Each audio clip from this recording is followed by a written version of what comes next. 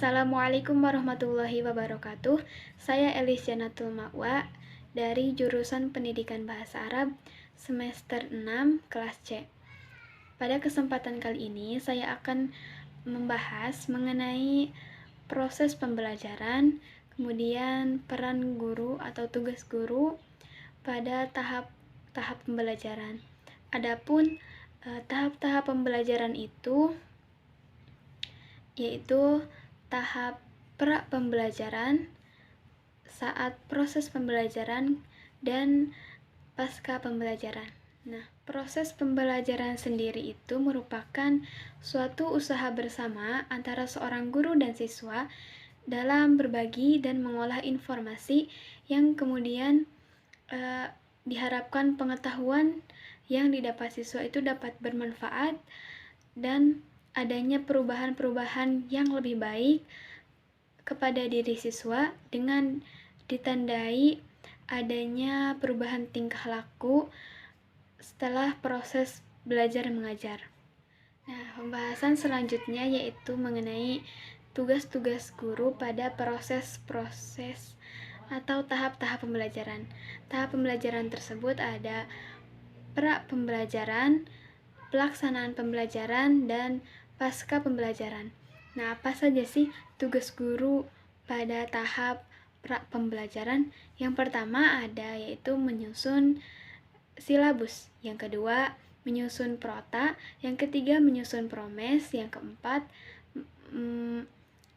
absensi, yang kelima menentukan KKM atau kriteria ketuntasan minimal. Nah, yang pertama ada silabus. Apa sih itu silabus? Silabus merupakan rencana pembelajaran pada suatu kelompok mata pelajaran atau tema tertentu yang mencakup standar kompetensi, kompetensi dasar, materi, kegiatan pembelajaran, indikator pencapaian kompetensi, penilaian, alokasi waktu, dan kemudian sumber belajar. Nah, silabus ini bermanfaat untuk sebagai pedoman dalam pengembangan pembelajaran lebih lanjut, suatu pembuatan rencana pembelajaran, pengolahan kegiatan pembelajaran, dan pengembangan sistem penilaian. Yang kedua yaitu menyusun prota. Seorang guru harus menyusun prota. Prota itu merupakan susunan alokasi waktu pembelajaran selama 1 tahun untuk mencapai standar kompetensi dan kompetensi dasar. Nah, jadi prota itu merupakan susunan jam mengajar seorang guru selama 1 tahun dalam suatu materi pembelajaran.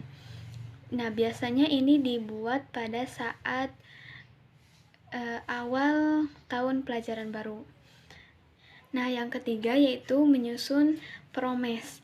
Setelah tadi kita menyusun prota atau program tahunan, selanjutnya kita menyusun promes. Promes ini merupakan penjabaran atau rincian dari prota, program tahunan tadi, yang mana isinya itu berupa hal-hal yang ingin dicapai dalam 1 semester oleh seorang guru. Yang keempat yaitu absensi. Seorang guru harus mempunyai atau menyiapkan absen sebelum proses pembelajaran. Kenapa? Karena dari absensi itu terdapat data nama-nama siswa yang akan mengikuti pembelajaran, dan guru bisa mengetahui data kehadiran siswa dalam suatu proses pembelajaran, apakah siswa itu hadir atau tidak hadir. Yang terakhir, yang kelima, yaitu KKM. KKM merupakan kriteria ketuntasan minimal, yang mana ini isinya merupakan kriteria paling rendah dari siswa untuk dinyatakan tuntas atau lulus pada suatu mata pelajaran, yang mana ini biasanya ditetapkan di awal tahun ajaran dimulai dengan musyawarah dewan guru pada suatu sekolah. Proses selanjutnya dari tahap pembelajaran itu yaitu pelaksanaan pembelajaran, yang mana tugas-tugas guru pada saat pelaksanaan pembelajaran itu meliputi penyusunan RPP, menentukan bahan ajar, menentukan media pembelajaran, dan menentukan metode pembelajaran yang akan digunakan dalam proses pembelajaran. Nah, yang pertama yaitu RPP. RPP itu merupakan implementasi dari rencana yang telah disusun dalam silabus. Kemudian dibuatlah RPP ini yang dijadikan sebagai pegangan guru dalam mengajar, dalam melaksanakan pembelajaran baik di kelas, di laboratorium ataupun di lapangan, yang memuat suatu kompetensi dasar. RPP ini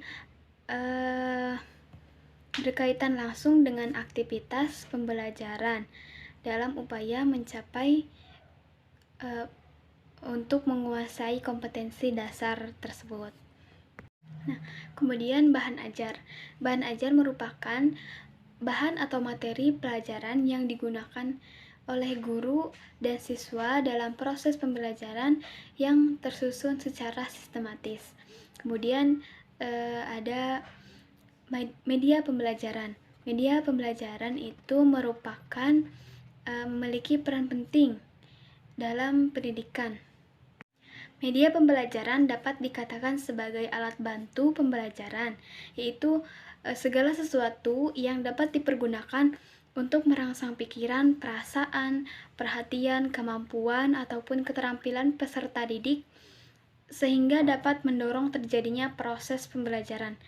Kemudian metode pembelajaran, yaitu merupakan suatu proses sistematis dan teratur yang dilakukan oleh guru kepada siswa dalam menyampaikan materi pembelajaran, atau bisa disebut juga sebagai suatu taktik atau strategi yang digunakan dalam proses belajar mengajar yang diaplikasikan oleh tenaga pendidik atau guru agar tujuan pembelajaran yang sudah ditetapkan dapat terlaksana atau tercapai dengan baik. Kemudian proses selanjutnya dari tahapan pembelajaran yaitu pasca pembelajaran. Tentunya setelah melaksanakan pembelajaran, ada tugas-tugas guru yang dilakukan pada pasca pembelajaran, yaitu meliputi menentukan lembar penilaian, bank soal, dan tugas mandiri atau kelompok. Yang pertama yaitu menentukan lembar penilaian. Tentunya setelah adanya pelaksanaan dilaksanakan yaitu adanya penilaian. Nah, lembar penilaian ini diperlukan dalam proses pembelajaran untuk menilai siswa selama proses pembelajaran itu telah berlangsung. Kemudian ada bank soal. Nah, untuk menilai siswa apakah telah paham dengan materi atau dan lain sebagainya, kita memerlukan soal, yang mana soal-soal ini terdapat di bank soal, sehingga guru bisa menyusun soal-soal yang akan digunakan untuk proses penilaian. Nah, kemudian ada tugas mandiri dan kelompok.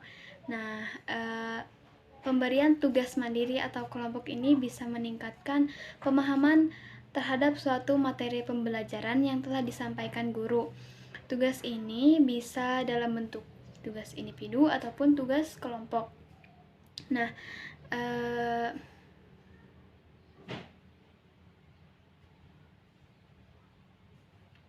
tugas juga bisa menambah pemahaman siswa terhadap pemateri dengan membaca kembali materi. Dan cukup sekian dari saya, mohon maaf apabila ada kekurangan. Wabillahi taufiq wal hidayah. Wassalamualaikum warahmatullahi wabarakatuh.